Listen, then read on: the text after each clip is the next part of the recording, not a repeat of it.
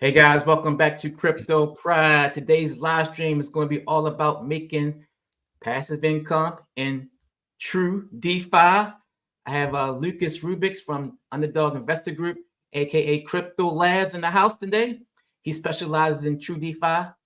And Lucas, can you just tell us? Well, I know you did a video. I watch all your videos pretty much. And like the last one, you said, "What is like true DeFi?" What is your definition of true DeFi?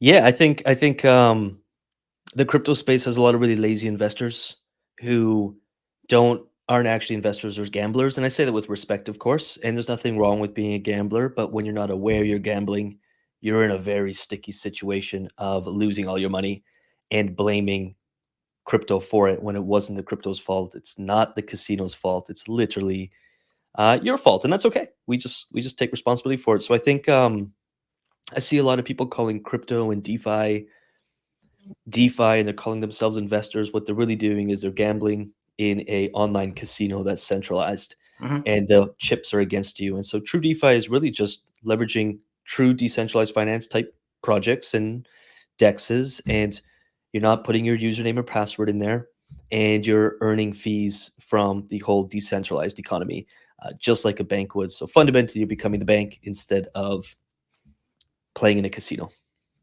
Yeah, I'm victim of one of those people too. I mean, I played high degen plays. I'm in all types of I guess DeFi projects that aren't true DeFi projects. And I came across your channel because I was trying to get into more like yield farm and stuff like that. And it's more to me, it's more reliable, it's more stable, it's more you don't have to worry so much as if your money's gonna be there the next day, if somebody's gonna rug pull on you. So Totally. I'm trying to get into more of true DeFi projects. And what is I guess how can I say this? What made you focus on true DeFi? In other words. Yeah, when I think I got into crypto. I mean, 3 years ago is a long time in crypto and DeFi, but I really got into it 3 years ago. Started studying it, started reading every book, started studying how our blockchains actually build. Tried building my own blockchain, failed miserably, but I really went deep down the rabbit hole of understanding the technology. Had my aha moment. Did make some money in the last bull run. Half of it was luck. I'll just admit that. Half of it was buying it at the right time, kind of after the first dip. Bought a Mhm. bunch, met a friend at a park basically who lost a ton during the first little. He bought at the top, lost it, and I kind of looked at it and I was like, you know what, this ain't over, so I'll get it now. Got lucky. Didn't make as much as I could have because I waited too long. Really sat there and created my own strategies for this next bull run. Ever since then, dollar cost averaging into my portfolio, buying Bitcoin at 17 grand consistently all the way up to about 25, and then now I've just been riding the profits from that. And during that time, of course, back in the node season, which maybe you're aware of, because Mhm. Yeah, when everybody had was to that? know. Maybe 2 years ago, year and a half ago? Well, I don't know, had the two, crow nodes, all that stuff. all that. Played with it. It was always a small portion of my portfolio, but played with it and started realizing that maybe a year and a half ago, I ran a calculation that on average, all the big projects were around for on average 62 days. So things like Stable Fund and what was the big one? PGV Yeah. raised that average a lot because they were around for longer, and some were only around for 30 days, but on average, they were around for 62 days. So I just Mhm. figured if I can be in and out of a project like the degen projects in 28 days or less, I could make 30, 40, 50% of my money. And so I did that. Every project I'd get into on day one and on day 28, even if the project had, even PGV, out by 28 days, and didn't FOMO into the rest of it. So I was making 20, 30% of my money every single month in these degen plays. That was awesome until people started catching on, and then the average dropped. When it dropped below 30 days average, I knew Mhm. that now it's a losing game and I'll never win this game. So got out of the degen stuff, was looking for new opportunities, was doing some yield farming from back in the day, even like Radiant. Like I was aware of it, it just wasn't my main focus. That became my main focus. And when I realized I could do 0.5% per day yield farming blue chip assets on big protocols like Uniswap, or doing 2% per days on dexes on Solana like Orca, Mhm. with blue chip assets like Souls and Renders, and well, Renders not a blue chip, but it's an AI token. But I just realized, and I was looking at my ARB. I'm in an ARB USDC position on Uniswap and Arbitrum, and I'm up almost 40% on that position, meaning that I got into it with X amount of dollars. Mhm. I've made 40% on it. That's been moved into my bull run. In the next 2 months, I'll have double my position for the bull run of ARB than I did before yield farming it. So, and we talk about yield on yield. So you made yield in the farm, and then you're going to make yield on the price appreciation of ARB to the tune of, I think, 10x plus. So, that's if you make 200% yield farming and then 10x on that, that's 2000% returns, which, I mean, this is generational wealth that we're in a season of. Anyone could create it if they commit to mastering DeFi and not being lazy.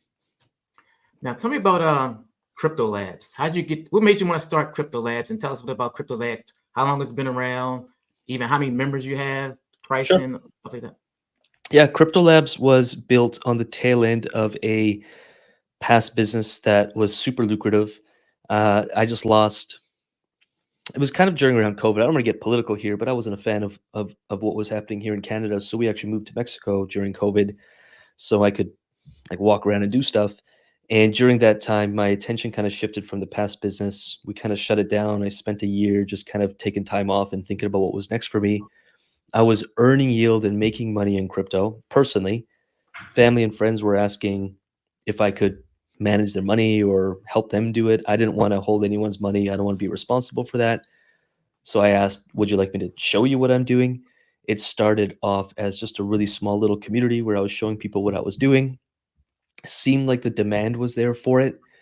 And I didn't want to be the guy, and I'm not making this wrong. I just didn't want to be the guy who was taking money from projects as my form of monetization. Mhm. I didn't want to be the guy who was making money off referrals, and there's nothing wrong with it. I just didn't want to do that. I wanted to have more control of what I shared, and I really, I'll kind of, I don't want to be under the control of anyone else's opinion of me. So I don't care if the crypto space or if other projects like me or don't. I don't need your money. I just want to find projects that are legit. And if you're legit, I'm happy to share your stuff, and we don't take a fee for it. So I wanted to monetize it, all my effort and the audience I was building in a different way. If you're not paying for something, then it's just a golden rule. Then you're the one being monetized. So on social media, if you don't pay for social media, then you are the product. If you pay for social media like YouTube Premium, now you're Mhm. not the product, you're using the product. So I like paying for stuff, not getting it for free. We created Cryptolabs. It grew to 200 members within a few months. I knew there was a demand for it. I think we're teetering on 600 members, and we're trying to slow down the growth because at 1,000 Wow. we just shut down that community, and it's going to be a private community. We're also getting into acquisitions in 24. We already have the budget for it, and our members are going to be able to fractionally own portions of businesses that we'll be acquiring, and it's not for the passive income side of things because there's not going to be much of it. We're looking for 1 to 2 year turnarounds on these businesses. So basically baby boomer run businesses that that they're retiring. They want to give the reins to someone else. We're going to buy Mhm. these established businesses that don't use digital or social media marketing. We could kind of 2-3x the sales and the growth of it, turn around, sell it, and then on the exit, our members will make a really, really nice return if they choose to invest with us or not. And it'll be a closed group. So 1,000 members is kind of where we're closing it at. Nice. And how long has it been running so far? Crypto It's Labs? only been running for 2 years, and I'm pushing that 1.5 to 2 years. I think it's been running. I think we got our first member mid last year in the summer. Yeah, 1.5 years, maybe a little longer. Now, just explain to people when you join Crypto Labs, what is it that you actually get? Oh boy, where could I start? You get access to, basically we have 3 sections there. We have deep educational sections, so education around true DeFi, education around crypto, the basics to the advanced. We have technical analysis. David runs that group, so it's very deep in technical analysis. Mhm. He's been doing it for a decade. Um, and so you can go as shallow or as deep as you want. I'd say we rival probably the best educational programs out there. Like we go really, really deep without overwhelming. Then you get investor groups. So we have 4 investor groups right now. Some are around building your bull run portfolio, some are around DeFi portfolio. We do have a group for the degen stuff if people want to play it. That's not monitored by us, and no referral links are ever shared. So that's just people playing the casino. 5% or less of your portfolio goes into degen stuff, and you can scratch the itch in there and have some fun, but we don't see it as investing. And we just opened up a side hustle entrepreneurship type performance group. We do attract a lot of people looking to make money outside of crypto and DeFi. So that's been a bit of a bonus for our members where we talk about that. So you could think of it like a Discord, except we don't use Discord. We use a private community. You've got your channels on the left. You've got different opportunities. We're always building stuff, whatever serves people. Then we do 5 live calls a week from TA calls, so people can bring in different assets they're looking at. Right now, Bonk was a really big one a month ago that was caught onto. That took off. INJ, yeah, Bonk was killing it. But people will bring their assets, and David runs TA calls every week where we look at different assets, support, resistance, trend lines, all that fun stuff. We do education calls on Tuesdays, so if people need a DeFi crypto education, Colin runs those. He's a wicked instructor teacher. End of week calls, so we do up. It takes us about 5 hours to do up investor reports for the week. So we look at market conditions, political landscape, like really go deep on the alpha and the macro and the micro of market conditions, so investors can kind of have a one up on the markets. We run an hour call around that, and yeah, and we are obsessed. We have 2 admins that work in cryptolabs. Their full-time job is to get feedback from members and then relay it to us on how to make things better. So wow. Now can you go over like the pricing, what it costs to join cryptolabs? It's $97 a month, cancel anytime. What was it again? $97 a month, cancel anytime. We do that because when I started in crypto DeFi, I joined 3 programs. I paid between $5,000 to $18,000 for each. I don't hesitate to invest in myself, and they were shit. Like, they weren't very good. And you're locked in. And we're like, we're going to create a community where it's monthly. If you're getting value, you stay. If you don't, then we don't hold you to it. And that forces us as a team and a business, because a business needs to make money. So we're focused on that as well, to actually improve and make sure that you're getting what you want, or we wouldn't have a business. And when we started it, I remember telling Colin, if we get 100 members and people are loving it, we'll keep it. If we don't, or people don't love it, then we'll just shut it down. Like, I don't need the money from it, but it's been just a passion project, which has turned into a business, which is turning into a company. And I think we can, we got some really big plans for 2024. And as long as people love it and are getting value from it, we'll run it. And if people at some point don't, for whatever reason, then we'll just shut it down. Yeah, and I seen your video on app. Is it Aperture Finance? Aperture, yep. We got an AMA with them, with our members on Monday. And actually, I actually set up my own little LP pair with BNB and DAI. BNB and what? BNB and DAI. Okay, cool. It's making money. I mean, I'm like, that's my first, I guess, dive into the true DeFi world. So love it. Aperture's a great tool. You can also dive into the strategies. So obviously track your impermanent loss and make sure that you're earning more than you may be facing an impermanent loss. And then when you rebalance, just remember, if you do rebalance, you will lock in your impermanent loss. And so one of our members created a strategy he calls the snuggle. And the snuggle is when you rebalance your allocation. But so if you get out of range, you can rebalance right up to the range, but not into the range. So you're not buying the asset, you're just snuggling the range. I don't know if that makes sense with where you're at in this stuff, but it's a wicked technique. So you can keep earning without always having to lock in impermanent loss all the time. Right. So I guess you join the group down. Do you give people, I guess, like which platforms to get in? And what is like the average return per day, I would say, that you can probably make? Yeah, we don't do daily because daily is still a gambling mentality. When someone is just starting, we do allow them to think daily. So because we want them get some quick wins. So if, hey, I'm making 3% or 2% a day, and they get really excited by it. Once they cross that, we're like, okay, we're going to stop thinking daily. We're going to start thinking monthly. Our target is 10% a month on average. I think people in crypto and DeFi have been desensitized to how much that actually is in the real world. So we go for 10% a month. We typically hit our 10% a month. Sometimes it's a few percent more, sometimes it's less. That's not with portfolio appreciation. That's just from yields. Those numbers are a lot bigger right now because markets are looking really juicy. So I think our AVAX position is up 148% this last month, which is crazy. So that's yields and price appreciation on top of that. Yep, we do share positions. We run a true DeFi call on Wednesdays where we go over all our positions, take requests for positions. We also release a Friday report, which was today, of our top positions. Mine was ARB USDC, Wrapped AVAX, and USDC, and USDT on it's a DEX on Solana. So I'll share my top 4 or 5. Colin shares his top 4 or 5. David shares his top 4 or 5. And then we have a 6-figure DeFi earner challenge inside the Underdog Investor Group. Wow. It breaks things down from $3 a day, $10 a day, 50, 100, 200, and 300. And we start thinking daily all the way to monthly at the end and all the way to 100K yearly at the end. Why I share that is because within that, we'll guide people to getting into a wide range liquidity pool for your, to make $100 a month, a really simple blue chip AVAX USDC, BNB DAI could possibly Yeah. do that. I don't know what the yields are on that. Once you do that, we get into a concentrated liquidity pool. Once you do that, we get into level 3 plays, which are more aggregators and optimizers.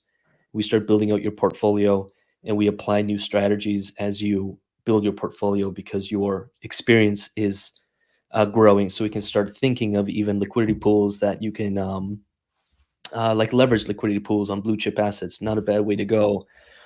Lending and borrowing. So if you have a big position in Bitcoin, you can actually, or let's say liquid staking for Solana on like Marinade, you can liquid stake your Solana, be earning 8% on that, get Solana back, swap it for USDC, then use that to earn further yields. So we start applying more and more advanced strategies, but only when you're working through the challenge and you're leveling up. Yeah, that's probably too much info, but Yeah. yeah. Now as far as like you said, you go with strategies, what you got coming for the week. You have 5 calls a week, you said? Yeah, between 4 and 5, sometimes Cool. more. Like we held one today, and then David is doing one right after on his top 10 positions for liquidity pools. Mhm. Colin is holding one on Sunday, a bit of a bonus call on. He's going to be sharing his screen for an hour as he hunts for new opportunities so people can see exactly how he does it, like teach them to fish and not Yeah. give them the fish. So usually 4, sometimes more. Now, do you also recommend people to get out of certain positions, or it's totally up to them, or you just pretty much Up show to them the blueprint? them. We share when we are getting out of something. So David yesterday shared a big position he was in. He got out of it and why. And it's the why that matters because it no longer fit. He saw bigger opportunities on different dexes on Solana and getting exposure to different airdrops, etc. So that's why. Not that the pool was bad, it just wasn't the highest opportunity for him. So we don't really get into risky gambly pools. So Mhm. there's really no reason to panic and exit anything. It's just, does it fit your portfolio and your goals? Is Gotcha. it underperforming, overperforming? What is the underlying asset doing? What's the narrative around that underlying assets, and are they still bullish, bearish? Are you in correlated pairs? Correlated pairs meaning you're pretty bullish, so you want to get into correlated pairs. Like, yeah, we want to teach people so they can come join the conversation. And even newbies, like within 60 days, Mhm. they're joining those conversations and they feel like they're in control and they're not just listening to this weird Lucas guy who always be skeptical when you're listening to people on the internet. They're not just, oh, Lucas said to do it. They're just like, oh, Lucas said that. Here's why.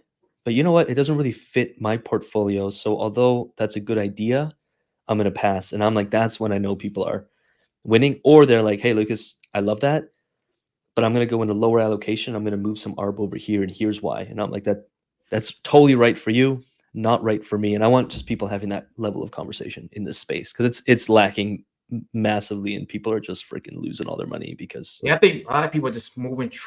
I see it come people trending more towards, true, like I said, true DeFi, yield farming, making passive income, like I said, without having to, watch over your back if the project's going to yeah. rug or not. Now, can you explain? Because I was on the kind of site today. I signed up for it and explain to you the NFTs. Sure. Yeah. The NFTs have no utility. We do Right, them. that's what I thought. I just want to make sure. I didn't know Yeah. it's like Yeah. a No bonus pool. utility because we were going to just do certificates. So as you work through different levels of your Mhm. DeFi challenge, which goes up to 100K a year, you earned a certificate. We thought we would mint some NFTs on the blockchain and then zap them and airdrop them into someone's wallet because for many people, that's their first experience with NFTs, and so we use it as a learning opportunity to import the NFT, move it to a different wallet. We used it as that, and they're always up there. So I think it's just kind of cool for many people. It's their first NFT in their wallet that's spinning and is kind of a certificate of completion. So Right. that's all they are. We've gamified the journey inside the Okay. UIG to have people look forward to earning a trophy. All right. Now, is there anything else you want the people to know about Crypto Labs, or just Yeah, I just want people to Crypto Labs is great. We love what we do. It's a great community. It's a great place. And if it's not for you, you're not going to be down for very long. We barely have anyone leave. So that's that. I think for the DeFi stuff, if someone doesn't want to join any program or wants stuff for free on YouTube, totally legit. It's why we have a YouTube channel, why you do what you do probably in a way. But I mean, even your YouTube channel, you're dropping gems every single week on your YouTube channel as well. I mean, definitely give Crypto Labs a follow, guys. well, and it's like I think I've built 4 businesses in the last decade, and we're kind of working on a secret project right now. I do feel like the businesses that will succeed, and this is so to anyone who's starting a YouTube channel or doing something in the online space, the businesses that will succeed are the ones who aren't afraid to give all their knowledge and like just give it away Right. for free. Free game, yeah. The information should be free, but it's the implementation that I have zero hesitation to charge for. And when you do it that way, you'll never feel guilty as a business owner for charging what you do. So when someone attacks me being like, I can't believe you charge $97 a month, I zero feel the effect of that in my subconscious or in my soul and spirit because I know I'm fully aligned. You don't want to pay the $97, that's fine. Go grab the free stuff. You'll just have to sort through it a little bit more. If you want my time and energy, and if you want to hang out with me and the team, and you actually want us to look at your portfolio, we charge for that. We charge $97 for that. Like, it's not, you see the value or you don't. We don't have to sell you on it. And so I think anyone who's creating content, work on delivering, like, don't hold it back. Like, just go for it. And however you choose to monetize it, you'll feel good at night when you're making money, and you'll have longevity in your business. So we don't hesitate to always be sharing stuff. We don't share referral links because that keeps me aligned. In the past, we have, like a year and a half ago, we were doing that. But when I realized people were joining these projects without an understanding of why they were joining them, they were losing money. And I didn't feel good about that. So if we ever share something, there's no referral link. We don't get paid from it. We don't charge to have a project come, we even Aperture, we're doing it within our community because if we shared it on YouTube, I think people would get excited by it and get into different positions without fully knowing what they're doing. And then they would lose money and blame it on Aperture or blame it on us with their strategy to it. So like you, test it with a little bit, B&B and die, get a feel for it, learn the ropes, and then grow from there. So yeah, and just ask, like, am I in control of my money? Yeah. And if you think that your money could disappear on you tomorrow, probably don't get into it. Like, stop feeding those teams capital to keep doing what they're doing. Like, let's say you put $1,000 in something and you're hoping to make 1% per day. Even if it lasts 10 days and you make 10%, you're going to lose your $1,000. First of all, is the $100 going to change your life? Probably not. Is it worth it? Probably not. What if you put $1,000 into something and maybe you're making half as much, but there's longevity, you're in control of your liquidity. I'll do that all. I'll make a third. I'll make a tenth less if it means I never lose my money, because it's the people losing their money that you will never get ahead. Like, to recover from a loss takes a very long time. So I'd rather make a tenth as much in something stable, but never lose my money, than what most people are playing, which they're playing a losing game. Okay, got you. It's just gambling, dude. I just got back from Vegas and I was in I don't gamble, I don't drink, but I entered a casino, I don't know, MGM Grand, whatever we were. And I hate Vegas. And I was walking through and I had $10 in my pocket. So with the girlfriend, I'm like, hey, let's just play some machines. I got $10, like, whatever. Let's just experience Vegas. And dude, I don't care about $10. And I already was like, dude, I'm just wasting this $10, but we'll just do it as just for fun, right? And I looked around and I saw, and this is judgmental, but at the same time, judging is healthy. Why I'm saying that is, if you see someone doing something that you know is wrong and you judge it, that's a great reflection of, I'm not talking about someone's body weight or what they look like. Like, I'm not talking that. I'm talking their actions and behaviors. And you can judge for yourself whether that's an action or behavior that you want to partake in or not, based upon your morals and your alignment. So I was sitting there and I was watching people pull the lever, and they weren't smiling. Like, they weren't there to have fun. They were there because they were gambling, addicted, smoking cigarettes, drinking, and pulling this thing. Like, some people were couples having fun, experiencing Vegas. That's so totally cool. And I got so freaking sad for all of Vegas, just like what a cancer this is. And then I got home that night and I actually thought most people are doing that on their computers at night, kind of disassociated from society, most likely lonely, and they're hitting these keys, hoping to make it big, and they're gambling in private, which is probably even worse because it's accessible to you at any moment on this thing.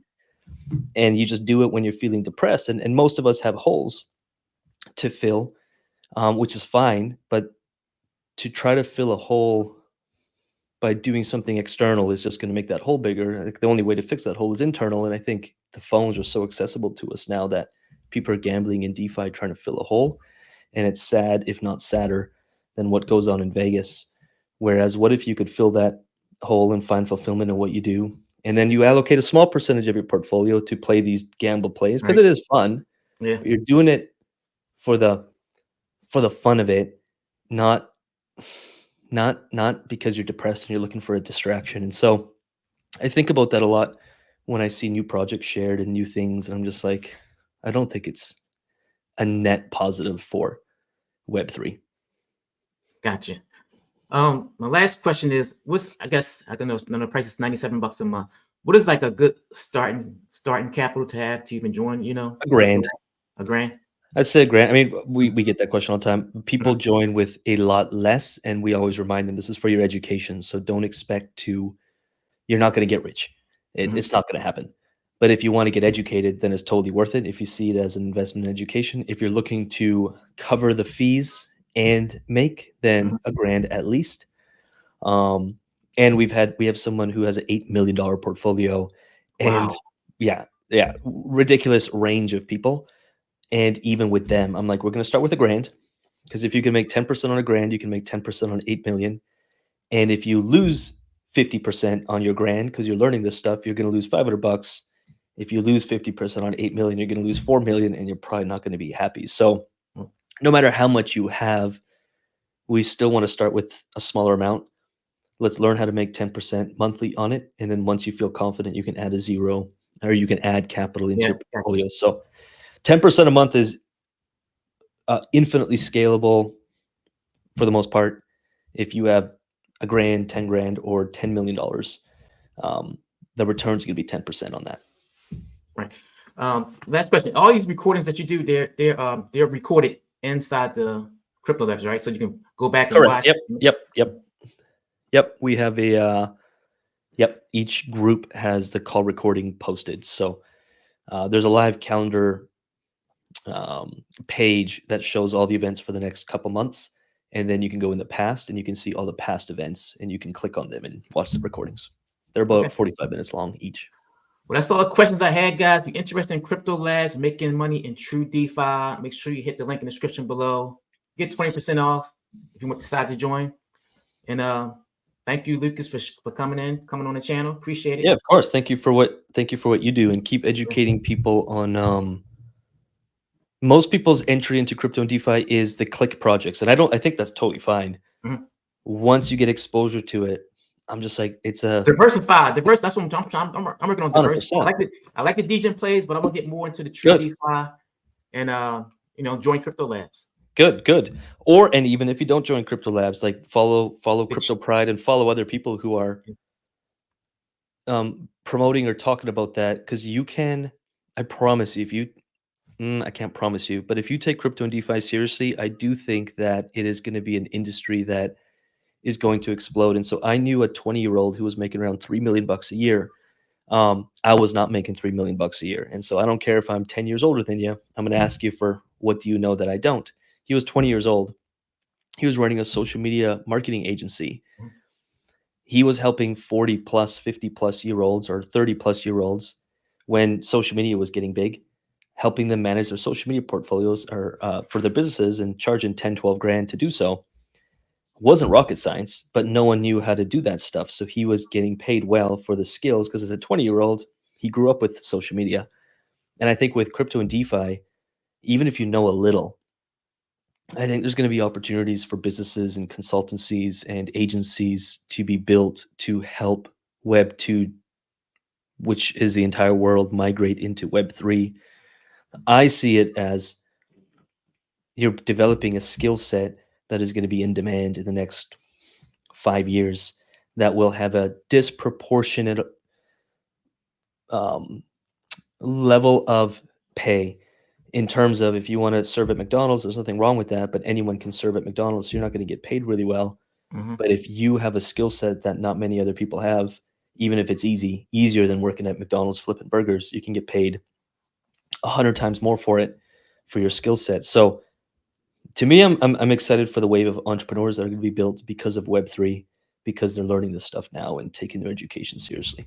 Right. So it's all about positioning. And if you want to make money, I just got to share this. If you want to make money, and this is what a 20-year-old shared with me, he looked ahead and he's like, I just thought about positioning. How can I position myself ahead of the curve? Build something so when the momentum hits me, I'm already there and everyone else will be following me. And he built a massive agency at 20 years old, retired his parents, bought his parents' houses and all that. And that stuck with me. I was a trend chaser back in the day. Oh, this is blowing up. Now we'll chase it. And I was always just getting the breadcrumbs. When I started thinking, like, what's coming in the next 2 years? Cool, let's start building something for that. I can delay making the big bucks right now. Let me build.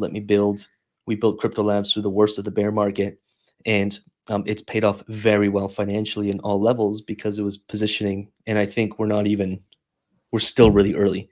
Yeah. So I got to share that little tidbit because that thing changed my life, that way of thinking.